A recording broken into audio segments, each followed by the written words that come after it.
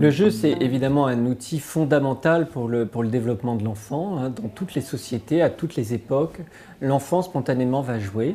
C'est-à-dire qu'il va essayer de recréer ce qu'il vit dans le réel, ce qu'il voit dans le réel pour mieux l'intégrer, pour mieux le comprendre, mais aussi il va exprimer ses ressentis émotionnels pour aussi mieux les appréhender, les évaluer et mieux les digérer.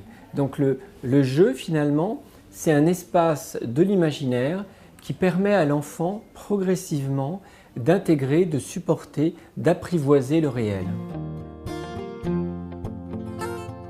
Les parents, ils ont un rôle important, c'est-à-dire qu'ils peuvent jouer avec leur enfant s'ils ont du plaisir à le faire, mais ils ne sont pas non plus tenus.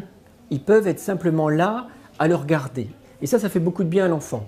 L'enfant ne va pas jouer tout seul dans sa chambre, pareil qu'en présence du parent. Donc le parent, il peut tout à fait être là. S'il aime jouer, qu'il joue, qu'il n'hésite pas, hein. Il y a des parents qui adorent ça, le père qui joue au train électrique, hein, dans la caricature des représentations.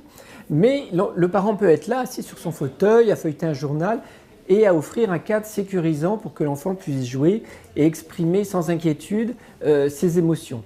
Parfois, l'enfant, il n'aime pas qu'on soit trop attentif, parce que ça le gêne de jouer, parce que c'est un peu son univers personnel. Mais si on est là avec une écoute un peu flottante, ça lui fait beaucoup de bien. Donc, on ne se sente pas obligé de jouer avec, mais c'est vrai qu'on n'hésite pas à être à côté de l'enfant quand lui joue, et nous, on fait nos petites activités personnelles. Les jeux de l'enfance ont une influence très importante sur la vie d'adulte, parce que d'accord, la possibilité de jouer le développe sur le plan cognitif, sur le plan émotionnel, sur le plan de la relation à l'autre. Donc évidemment, ça le rend plus compétent, plus solide pour ensuite affronter la vie réelle. Donc c'est quelque chose qui favorise aussi sa sécurité affective. Donc ça développe des compétences chez lui qui feront de lui un adulte plus serein et un adulte plus fort.